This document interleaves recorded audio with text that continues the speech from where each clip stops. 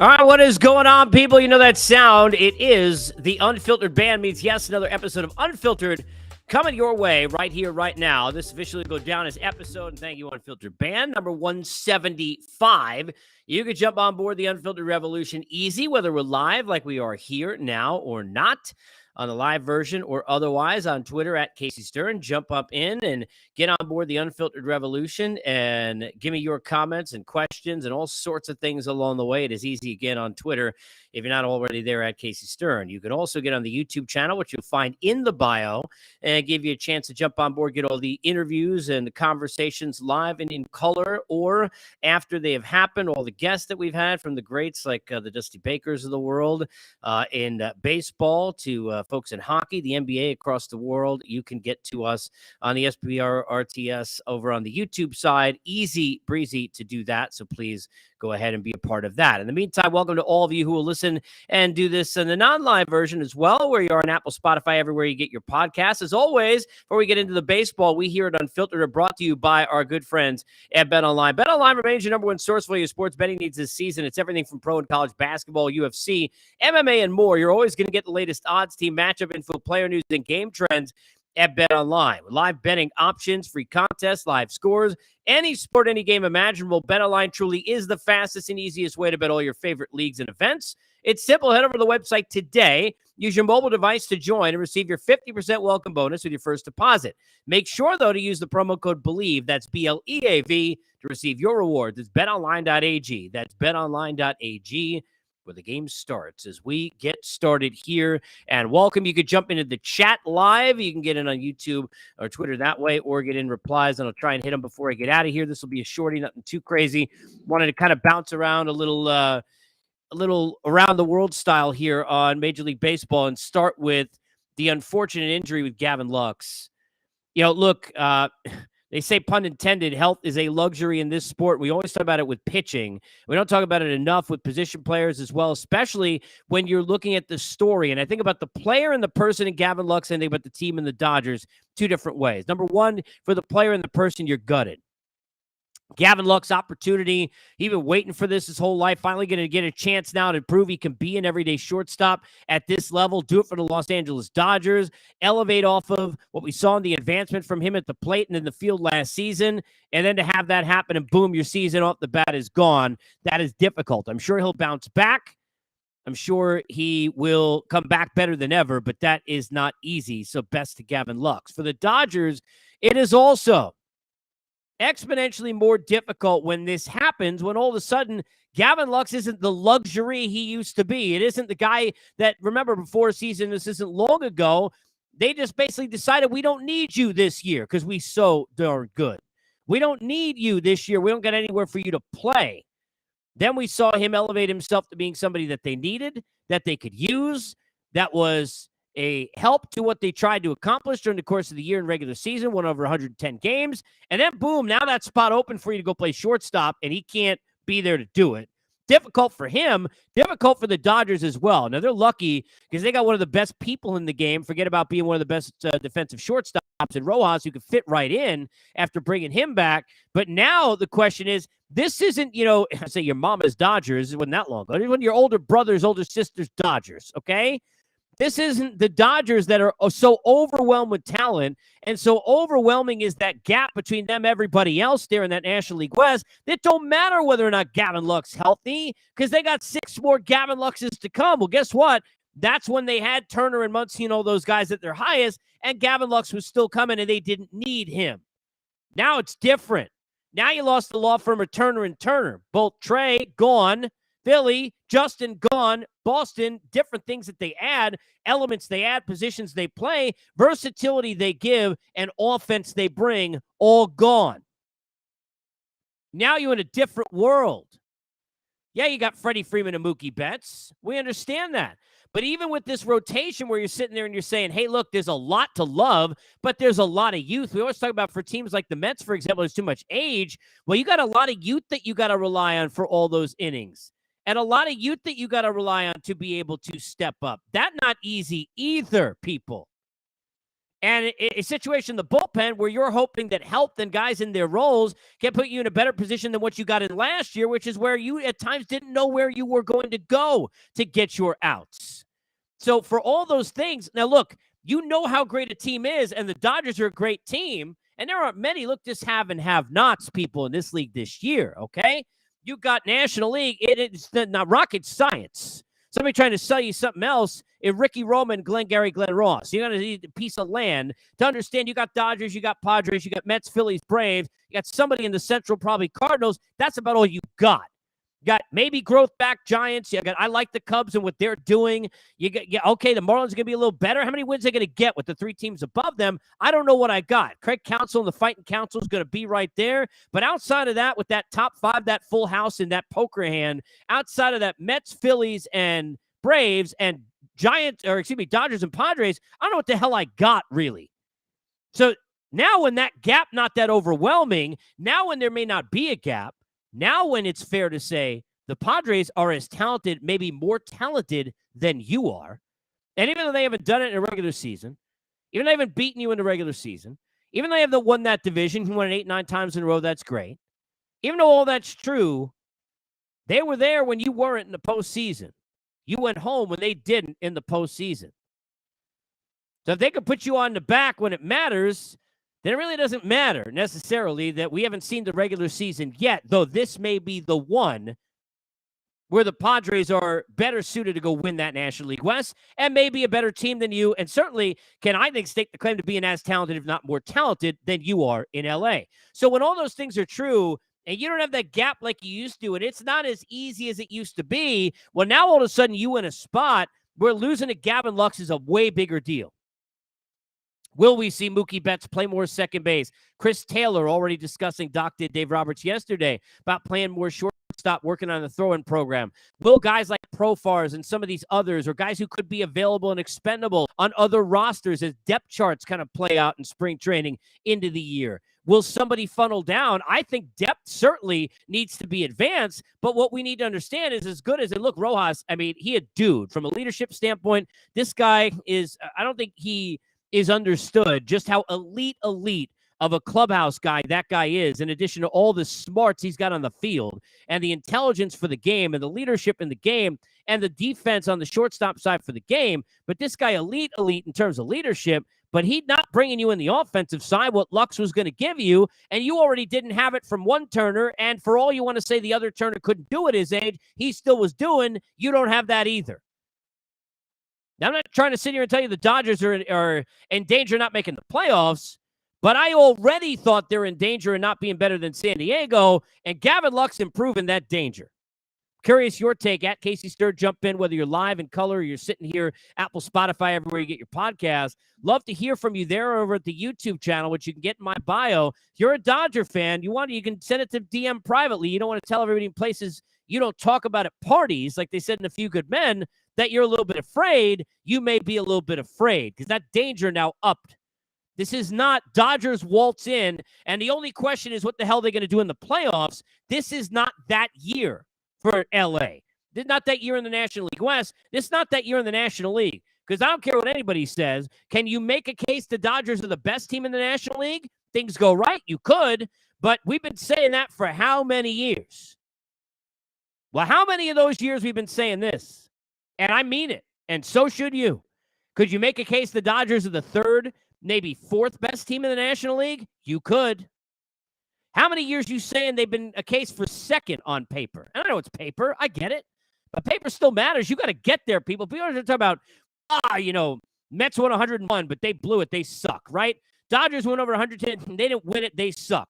End of day, people, you got to get there. You got to be in the dance to win it. We got the NCAA tournament coming. I covered 3 of those. Guess what? I didn't spend any time talking about the people in the NIT. You got to get in it, right?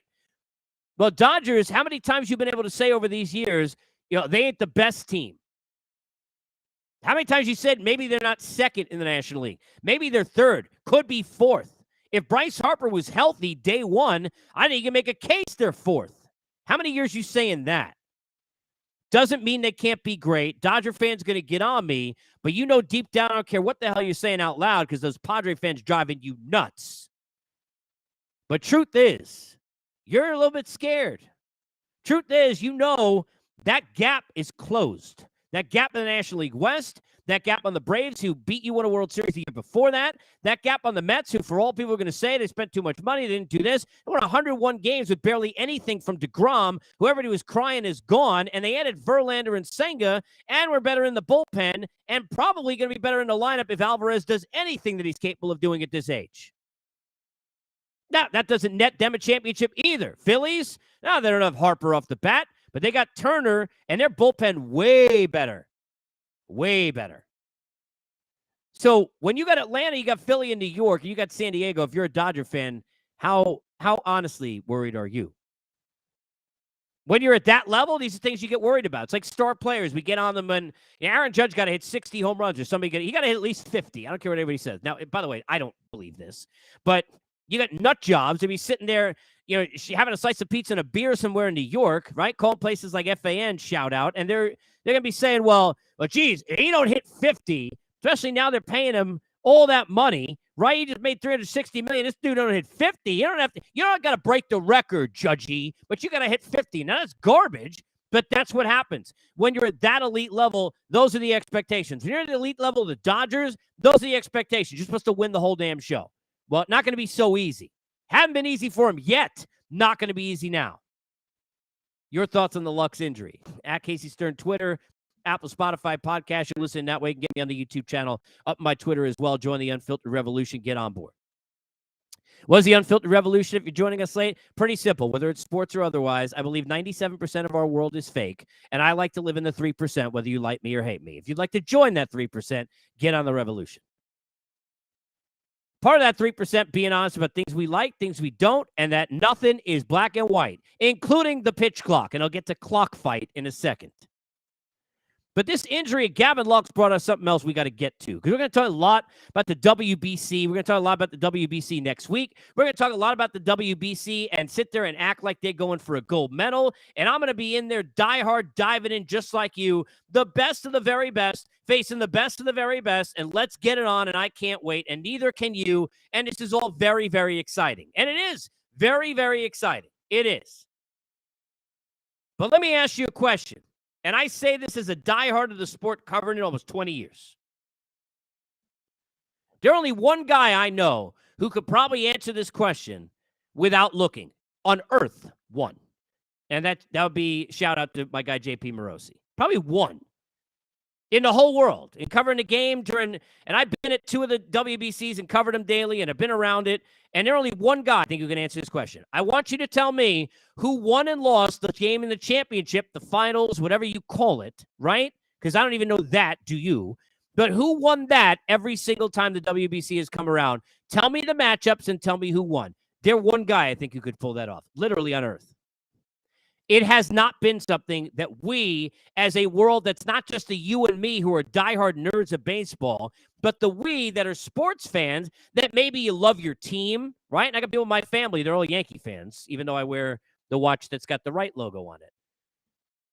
They're either diehard for their team, right? And I got plenty of these. I got these in my family. I got these in my friends who are diehard Met fans who, like, they don't know, they'll go, we'll play a team, the Mets will be playing somebody and some other pitcher that's, Zach Gallen. I'm just throwing out a name, right? First guy I thought of that's like real darn good that maybe if you're not a lifer, you don't understand because he's playing in Arizona. And he'll go ahead and pitch, and they'll shoot me a text and be like, man, I can't believe how good this dude is. Can't believe how good this dude is. And they got no idea who he is. Those people don't know about the WBC enough.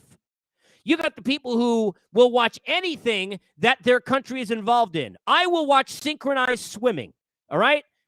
I could swim, not very well, and I certainly don't do it in synchronicity or whatever with anybody else. That's symmetrical, okay? But I'll watch it. I don't even ski. I never really, been skiing, like down a big hill. Nope. Yet I'll watch a mogul like I'm up in it, okay? Doesn't matter because the U.S., so it's fine, right? I'm in it. And people like that for Canada, the Dominican Republic, or for Venezuela, or for Puerto Rico. I'm not going to name every country that's in the world. You get it, et cetera, on down the line, all right? We that way, but you got to let me know it's there. It's funny because I was going to allude to this, and I always go back to this. People who listen to me on SiriusXM for years or follow me wherever since the WBCs happened. But here's Dan, who pops in with exactly what I was just going to bring up. And he said in the chat, no clue. It was always on MLB Network while Fox was playing reruns. Now, I'm going to say this, Dan. I only say this when it's real. And there have been a couple things that I could say this for, right? Like when I see the prospects are cool, used wrong, or pot up somewhere. I know you get that from me because I've been sitting there screaming that and good for you. Please spread the word. I've been screaming that for years. I go back to the last time the U.S. was in the championship game. And by the way, we don't know. I guarantee you, trophy's pretty nice, slick. You don't know what the hell it's called. You know, Dave O'Brien trophy, you know, the Lombardi trophy, you won't know the Stanley Cup. You got no idea what it's called. Right? Neither do I. I know it's pretty. I saw a picture the other day. It looks great. You didn't know it wasn't a medal or a trophy. We didn't do a good enough job selling this. Now, the point is, now that the players are out there, when these guys are out there next week, when everybody's going to be up in it, because look, NCAA tournament didn't happen yet. We got about a week, right? NBA still late in the year, NHL late in the year, but we haven't got playoffs yet. There's no NFL yet. You didn't have your fantasy drafts yet, right? Nobody watching the combine, sorry.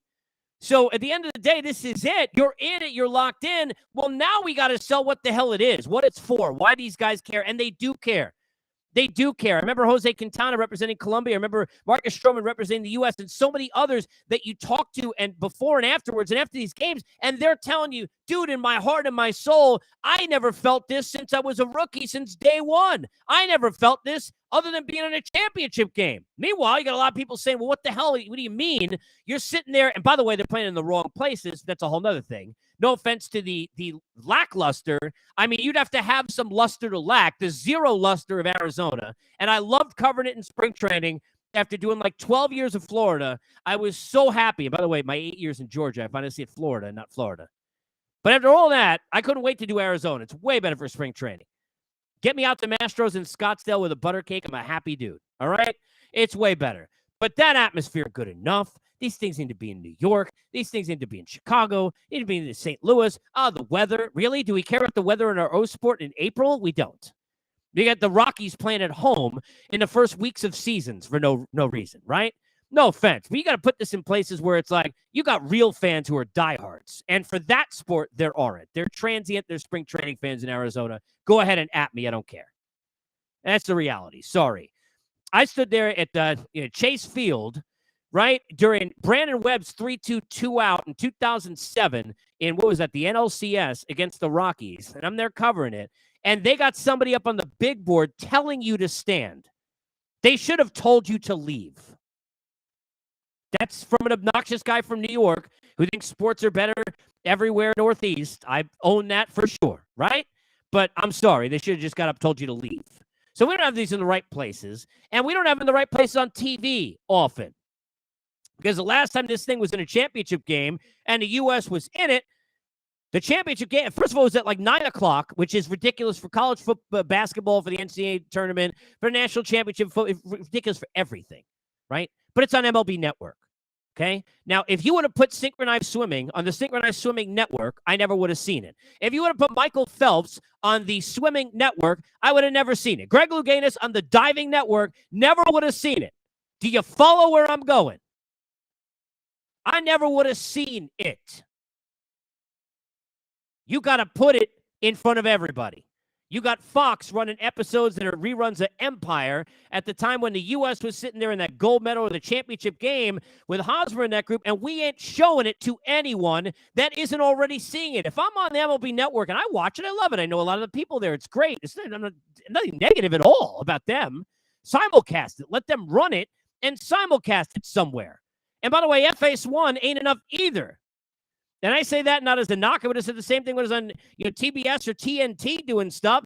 If you got Fox, if you got I got an antenna and I could find your channel, and you got rights there, show me the game there. Because let me tell you something. You're going to have people who don't even watch baseball, think it's slow. They're going to see American flags on the jerseys. They ain't going to move. Wake up. Sorry.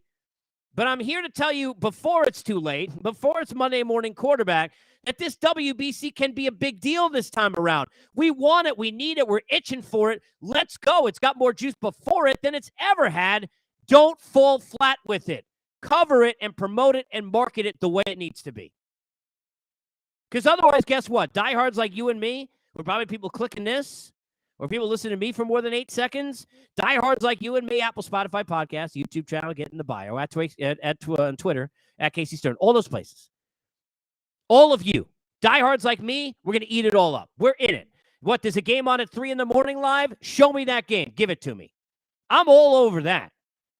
I'm all over that. I'm the guy who stays awake, doesn't sleep the night before when they open up in Japan or wherever before the season begins. Open me up for all of that. But you got to get the other people. You got to get the other people who don't know what a mogul is who watch the moguls. You got to get the other people who don't watch curling and think, wait, what are they doing? Sweeping on ice? Who will watch it if their country's in it? That's what you need. And that's what we should be doing. But there is something I got to tell you about the WBC that you may not know because you may not be considering it, that you need to know as we bring Lux and this together. And that is, with guys playing their hardest, and they will give max effort playing for their countries, they will. Managers hope they don't, even though they're not going to say it to you. And I've talked to them, right? Guys who run organizations hope they don't. Even they're like, oh, yeah, I hope they enjoy it. And it's great and a blessing they can play for their country. But they got fingers and toesies crossed, people. That's their lifeline. That's their investment for their team. Okay, I understand that, right? But they're going to give it their max effort. You know what comes with max effort? Injuries. Max injuries. Yeah. I went half-assed. I probably didn't get injured as much, or probably had a better chance not to. I went full throttle, really kind of was feeling it in my hammy, but I got to play this 7th inning because I got this jersey on with my country on it. I'm playing for Venezuela, Dominican, Puerto Rico, wherever, right? And notice I didn't mention the U.S. this time purposely, okay? And that's to a credit to them and complimentary to them, not vice versa. But they're out there in the 7th inning. They're going to go and they're going to hit that gap to make the diving catch in left field. And all of a sudden, then that thing is grade whatever the bad grade is, because I can't even tell anymore. 3, 4, 2, whatever. And then they're out for 2 months. And you're sitting there saying, how'd this happen to me? I know this is a hockey fan, an Islander fan, the team that Tavares used to play for before his blankie in Toronto. But I remember when he was there and they had the NHL players, right, in the Olympics, which I love also, and he was out for the season. He got hurt there, and he never played the rest of the year, and the season was over. That's probably going to happen to somebody with max effort, so keep in mind that. But I'd be marketing the crap out of it. We've been talking the crap out of the pitch clock. I'm calling this clock fight. It's a family show. Clock fight. This is something where people are, again, in this world that I like to make fun of, where we have to be black and white about everything. It is the land of Skip Bayless in the industry I work, right? It don't matter how dumb what you're saying is. It doesn't matter how little you believe what you're saying. As long as you say it and I scream it at you, and then I back it up with 45,000 minutes of airtime, that is all we care about. Because heaven forbid you admit that in life, in relationships, at work, in family, with people, right? Nothing goes without gray area. Everything comes with red flags. Everything comes with, I don't know what I'm willing to do for this if this is what I got to get with it. Everything and anyone in your life, people, remember I said this to you on whatever this is, March 1, 2023, everybody feeling that, living that life, except in this industry where it's like, no, that's good, that's bad, because we embrace debate or whatever the hell, right? That's what we do. Well, I got news for you. The pitch clock, not perfect. It's not. Embracing change is difficult. It is. But it's been pretty good. It's early. It's been pretty good. Those numbers, they're coming down enough. I always make the joke about, you can't watch it. Nobody going to curl up next to the loved one. You're not saying, honey, I can't wait to watch this movie. And they say, what does that say it is on Netflix or wherever? It's 3 hours and 3 minutes. Screw that. I ain't watching that. I don't have time for that. Now, if they said, honey, no, you read it wrong. It's 2 hours, 57 minutes. You ain't watching that movie. You need it to be way, way down. Well, these numbers way down. These numbers are way down. That's great. It's great for the game. Okay, the other part is that the downtime is down. I always used to, I equate everything to like a Springsteen show, welcome to my life. But like waiting on a sunny day, I can go take a piss, right? That's just the world I live in a Springsteen show, okay? Well, you got a lot of sunny days to wait on in baseball. I can go get to the bathroom. I can wait on that Shake Shack line at Citi Field. I'm not missing anything. It doesn't have to be a pitching change. Well, now it kind of has to be in between innings or a pitching change. Good for you, baseball. That's a big improvement. It's not perfect. You're going to have situations like you had with the Red Sox game a couple of days ago where that's going to happen. That's not going to happen in April when the season begins. Those kinks have to be worked out. Those things and mistakes and lessons have to be learned now so that these guys get, and they're going to be overly aggressively in the box early and careful early because they know that can't happen to them. But it's got to happen now, especially shortened WBC, kind of disjointed. Got to work out those things, got to hone in and make sure. Now, why a game's ending without umpires, that's a whole nother thing. But regardless, you got to make sure that works. But it's worked. Overall, it's been super positive. We complain because of change, but here's the thing I again go back to. The purists who are saying it's ruining the game, this game's not played with a clock, and it's not played with a clock, or it hasn't been. You're right. It's not. But guess what? Times and people, I feel like don't tell them the babysitter's dead. Times they are a-changing, okay? Right on top of that, Rose. You come for the baseball, you stay for the pop culture idiocy. At me. But I lost my train of thought.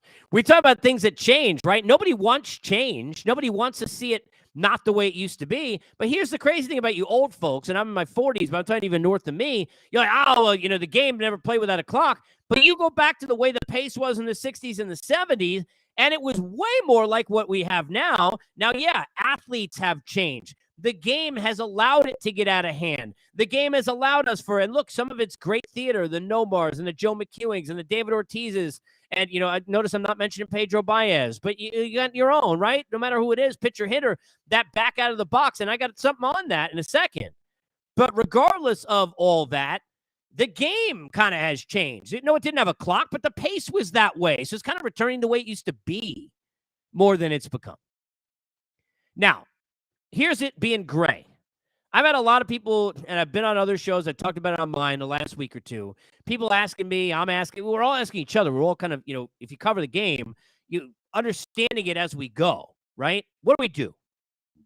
I have people come up to me and say, well, because you got to just do it in the postseason. You got to get rid of it in the postseason. Do it for the regular season, like that runner rule, whatever the case is, it's fine. Let's get this thing picked up. Let's get the game to be hotter to trot and so on and so forth. But when we get to the postseason, I can't have none of that. And I tell you my own opinion, at me at Casey, so let me know. And look, these are opinions because one needs to be made. Why does one need to be made? Here's where there is a problem with the pitch clock. Late in the game, part of the great part about our game is that we don't have to have, I have to shoot a one-timer now or I whiff. We don't have to have, now is the time where Klay Thompson won't dribble and rhythm right into a jump shot.